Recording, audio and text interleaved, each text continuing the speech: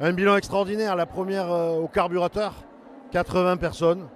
Et puis aujourd'hui, 1600 inscrites, plus de 1000 personnes présentes dans le palais. Une réussite extraordinaire, une communauté de plus de 2500 entrepreneurs qui ont participé à ces rendez-vous, qui ont développé une énergie folle, extraordinaire. L'ensemble des réseaux féminins existants accompagnant l'entrepreneuriat présent, l'ensemble des partenaires de la création, l'État, les structures privées, et puis des partenaires fidèles, des banquiers, des assureurs, les avocats, les experts comptables, pour nous aider à réussir, plus les équipes de la Chambre.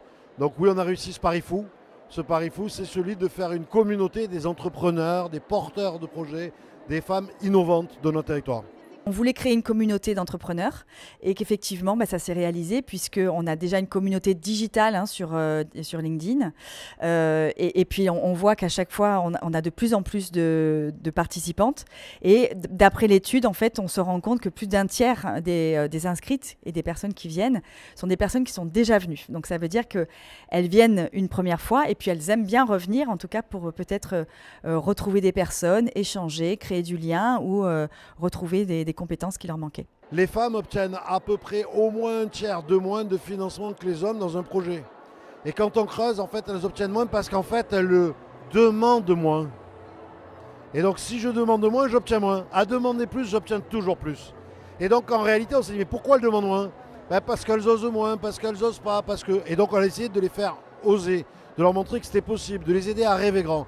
La recette du succès, c'est que quand on dit ça et quand on le met en pratique, quand celles qui ont déjà réussi l'expliquent à celles qui débutent, ça marche. Je propose une animation autour du tarot de Marseille et de l'entrepreneuriat, évidemment.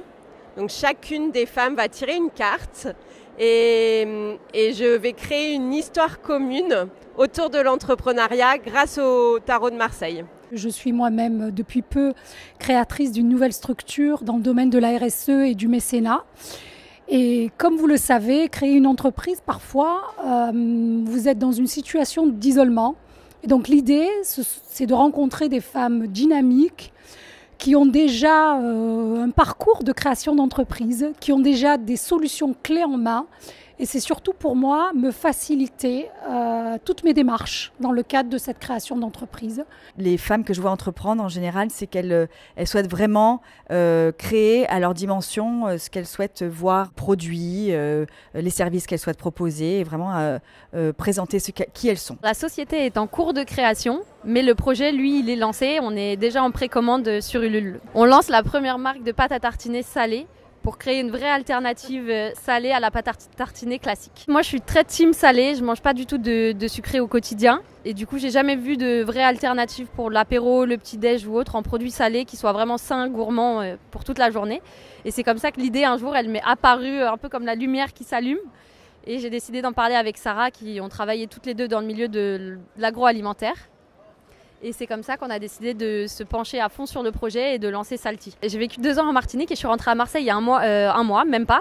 Et je cherchais un peu des groupes d'entrepreneurs, pour les femmes notamment. Et c'est comme ça que je suis tombée sur l'événement Ose. Et je me suis dit, il faut qu'on y aille. Ça a l'air très sympa et c'est aussi impressionnant. Il y a beaucoup de monde, beaucoup d'attractions. Je suis déjà intervenue pour des activités sur Ose dans ma région. Donc les pitchs et tout ça, donc on connaît. Et voilà, pour se faire du réseau, pour voir plus grand. Car celui qui sort, c'est celui qui s'en sort. Donc voilà, créer des liens. J'ai connu Ose en fait il y a 1 an et demi quand j'étais aux prémices de la création de mon projet.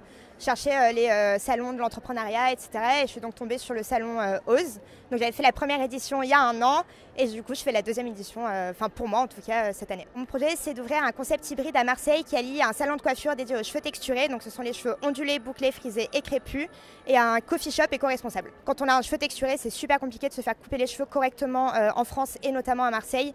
Et donc je me suis dit qu'il était temps pour moi d'ouvrir un concept de ce type. Et étant une grosse coffee addict, je me suis dit que le fait d'allier en fait les deux univers, c'était vraiment un truc qui était super et qui allait être hyper utile l'un à l'autre. En fait, les deux vont très bien ensemble. Je pense que j'ai été parmi les chanceuses. J'ai pas eu trop de difficultés au niveau du financement. J'ai eu tous mes financements du premier coup, donc c'est une belle victoire pour moi. Par contre, c'est vrai qu'entreprendre en tant que femme, c'est pas ce qu'il y a de plus simple. Il y a beaucoup d'aspects qui sont assez différent de, je pense, quand on est un homme et qu'on entreprend. J'ai eu beaucoup de difficultés, notamment à convaincre ma famille, mes proches, etc. Parce que je suis jeune, j'ai 25 ans, j'entreprends sur un gros projet. Et du coup, ça a été ma plus grosse difficulté, ça a été surtout ça. Je suis en cours d'ouvrir ma entreprise, enregistrer ma marque qui s'appelle Pochi. J'ai créé des peluches et des décorations faites à main.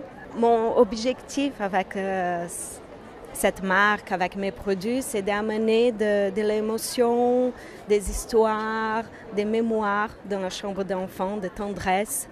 Je suis en train de faire un accompagnement ici dans la chambre de commerce avec M. André Gâteau. Et c'est par rapport à lui que j'ai pris connaissance de Ose. C'est la première fois que je suis ici à Ose. Et j'étais sélectionnée comme porteuse de projet pour le pitch. Je trouve génial, c'est trop bien d'avoir un espace de bienveillance, de soutien à la femme et entrepreneuse, qui c'est pas tout à fait facile, je crois. On a tellement de chapeaux à porter dans la vie.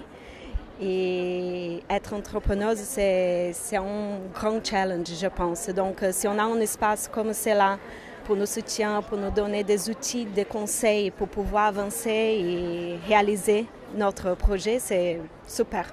Si toutes ces femmes rejoignent les communautés d'entrepreneurs, on sera probablement le territoire qui aura la plus grosse communauté mixte d'entrepreneurs. Et ça me fait rêver. C'est un rêve. Voilà, c'est casser un stéréotype. C'est montrer que c'est possible, et c'est montrer que c'est possible à tout âge, puisque la moyenne d'âge, c'est 34-54 ans, des femmes qui viennent ici sur Ose.